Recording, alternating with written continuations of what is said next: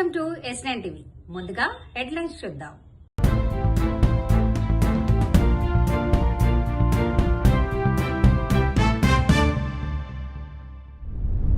హరీష్ అన్న ఉద్యోగ యాప్ ప్రారంభం. రోడ్డు ప్రమాద బాధితుడికి కొత్త జీవితం అందించిన మెడికవర్ వైద్యులు. కాంగ్రెస్ పార్టీలోకి రానందుకు మంత్రి వివేక్ మా ఇంటి మీద దౌర్జన్యం. తెలంగాణ కేసరి 2026 పేరిట ఇండియా స్టైల్ రెజ్లింగ్ పోటీలు. కుస్తీ పోటీలు, బ్రహ్మాండమైన కుస్తీ పోటీలు జరగబోతున్నాయి. తెలంగాణ కేసరి ఆ కుస్తీ పోటీలకు all India wrestling association secretary, అదేవిధంగా ప్రముఖ ఒలింపియన్ పక్క కూకుండా వీళ్ళందరూ కూడా ఈ డిక్లరేషన్ చెప్పడానికి మే 7, 8, 9, 10 తారీఖులో తెలంగాణ కేసరి టైటిల్ జరపబోతున్నాం. దీనికి పెద్దలు స్వర్గీయ విజయ్ కుమార్ యాదవ్ గారి మెమోరియల్, అదేవిధంగా పెద్దలు స్వర్గీయ కొత్తదాస్ గౌడ్ గారి పేరు మీద స్వర్గీయ బుల్లెట్ రాజు గారి జ్ఞాపకార్థం ఈ యొక్క తెలంగాణ కేసరి జరపబడుతుంది. దీనికి సుమారు 500 మంది రెజ్లర్లు పార్టిసిపేట్ చేస్తారు.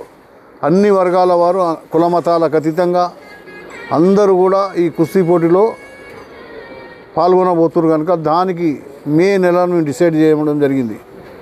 ఇది ఫిబ్రవరి, మార్చ్, ఏప్రిల్, మే 7 తారీఖు, 8, 9, 10 తారీఖున చాలా పెద్ద ఎత్తున జరుపుతుంది. దీనికి ఎవరైతే తెలంగాణ కేసరి టైటిల్ హోల్డర్ ఉంటారో వారికి 33 లక్షల రూపాయల నగదు బహుమతి, సెకండ్కు 2 లక్షలు, థర్డ్కు 1,00,000 రూపాయలు, అదేవిధంగా వెండి గద బహుమానం ఇవ్వబోతున్నాం. అదే ఒక్కొక్క వెయిట్లో 8 వెయిట్లు ఉన్నాయి.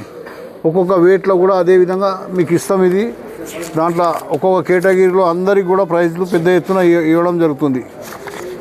తెలంగాణ కేసరి, తెలంగాణ కుమారి అని ఉంది మహిళ, దానికి 1,00,000 రూపాయలు ఫస్ట్ ప్రైజ్ టైటిల్. రెజ్లర్స్ అందరూ కూడా వచ్చి పార్టిసిపేట్ అయ్యి వాళ్ళ యొక్క తమ వెయిట్లలో వజన్ ఇవ్వాలి, వే చేసుకోవాలని చెప్పడానికే మీ ఇక్కడ పిలిచడం జరిగింది.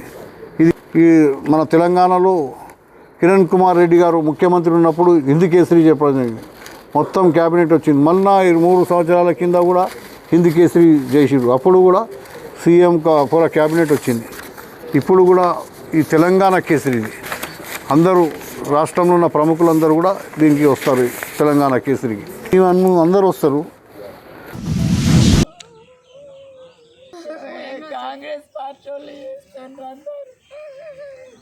కాంగ్రెస్ పార్టీలో దాంట్లో రాకపోతే మేమేమైనా చేస్తామని అంటున్నాం.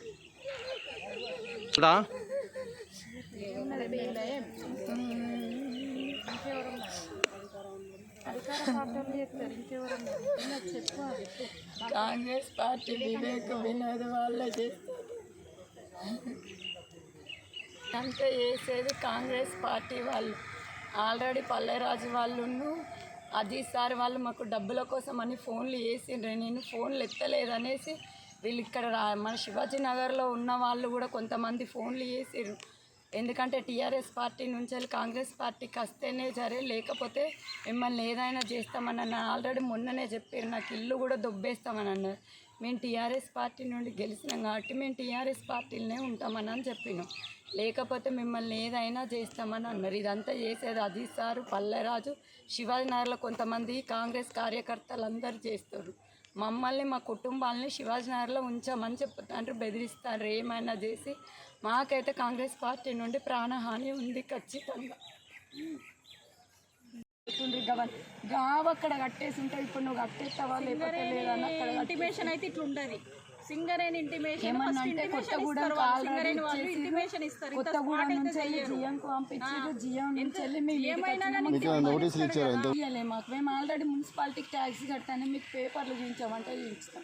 మాకు ఇంత ఉన్న వరకు కూడా మేము అంతా ట్యాక్సీ కడతాము. ఇప్పుడు మొన్న ఎలక్షన్ల కోసం ట్యాక్సీ కడితేనే కదా మనల్ని ఎలక్షన్లో వేయనిస్తారు. అది కూడా పేపర్ సబ్మిట్ చేసినాం మేము. మొన్న ఎవ్వరు రాలే మా ఇంటికి. నిన్న మొన్న నుండి నుండి అందరు తిరుగుతూ ఉన్నారట ఇంటి పక్కల. నేను లేని ఇంట్లో, నేను ఇవాళ మార్నింగే వచ్చినాం. టెంట్ హౌస్ సామాన్ అంతా తీసేస్తామంటారు అన్ని చేసి కోళ్ళది కూడా మొత్తం తీసేసి ఇప్పుడు కోళ్ళు అన్నీ పోయినాయి. ఆడామ ఇంట్లో ఉండగా ఇంత దౌర్జన్యం చేసుడు అయితే వచ్చలేదు. వాళ్ళు ఎవరనేది ఎవరంటే చెప్పట్లేదు. మేము నాకు చెప్పింది ఒక్కటే, ఆ కొత్తగూడెం కంప్లైంట్ చేసి రమ్మా నుండి జిఎంకి చెప్పారు. జిఎం నుండి మేము అందరం వచ్చినాం. ఇప్పుడు ఇవన్నీ వేసుకపోతా అన్నారు. మీకు దండం పెడితే ఇవన్నీ వేసుకపోరు వడ్లు మేము చేసే టెంట్ హౌస్ అంటే అన్నీ పక్క పెడతాను. మొత్తం ఇవన్నీ రేపు కనబడ్డాయి అంటే అన్నీ వేసుకపోతా అని అంటుంది. రేపటి వరకు ఈ మొత్తం ఖాళీ చేయకపోతే మొత్తం వేసుకపోతా అంటాను.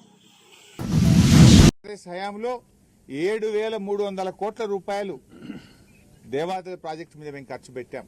7,300 కోట్లు ఖర్చు పెట్టాం. ఈ ప్రాజెక్టులో 80% పైగా పనులు పూర్తి చేసినాం. 80% పైగా పూర్తి చేసినాం. 47,000 ఆయకట్టును 3,17,000 ఎకరాలకు ఆయకట్టు పెంచాం. భూసేకరణ 33,000 ఎకరాలు ఈ ప్రాజెక్టుకు అవసరం ఉంటే 30,000 ఎకరాల భూసేకరణ బీఆర్ఎస్ హయాంలో పూర్తి అయిపోయింది. ఇక ఉన్నదెంత 3,000 ఎకరాలు.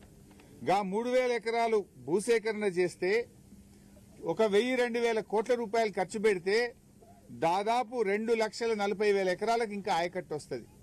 2.5 సంవత్సరాలు అయింది. 200 కోట్లన్న ఖర్చు పెట్టిందా? ఎందుకు దేవాదాయ మీద నిర్లక్ష్యం చేస్తున్నారు? బీఆర్ఎస్ పార్టీ ఏమో 7,300 కోట్లు ఖర్చు పెట్టి 3,17,000 ఎకరాలకు నీళ్లు ఇచ్చింది. 80% ప్రాజెక్టులు బీఆర్ఎస్ పూర్తి చేసింది. మరి 2.5 సంవత్సరాలైంది కాంగ్రెస్ ప్రభుత్వం వచ్చి. మరి కాంగ్రెస్ ప్రభుత్వం చెప్పిన మాటలు విని ప్రజలు మిమ్మల్ని గెలిపించారు జిల్లాలో. మరి మీరు గెలిచిన పాపానికి రైతులకు శాపం ఎందుకు? ఉన్న మోటార్లు ఎందుకు నడపరు? కొత్తగా ఆయకట్టు ఎందుకు క్రియేట్ చేయరు? భూసేకరణ ఎందుకు జరగడం లేదు? 33,000 ఎకరాల్లో 30,000 ఎకరాలు బీఆర్ఎస్ హయాంలో పూర్తయింది. మిగతా 3,000 ఎకరాల భూసేకరణ చేసి మిగతా 10-20% పని పూర్తి చేస్తే 2,40,000 ఎకరాలకు ఆయకట్టు వస్తుంది కదా. ఎందుకు కాంగ్రెస్ పార్టీ మేజర్ యాక్సిడెంట్ అయింది. సెకండ్ హిట్ అంట ఆపరేషన్ 7 గంటల పడడం వల్ల సెకండ్ టైం మళ్ళీ ఆపరేషన్ అంటే మేజర్ హిట్. అది బాడీలో తట్టుకునే పరిస్థితి కూడా ఉండాలి. సో లక్కీగా తట్టుకున్నాడు. ఆపరేషన్ తర్వాత ఐసీయూలో నుంచి బయటకు వచ్చాడు. రూమ్ పంపించాం. ఇట్లాంటి పేషెంట్స్లో ఏంటంటే కనీసం 1 year పడుతుంది అంటారు. 1 year మినిమం.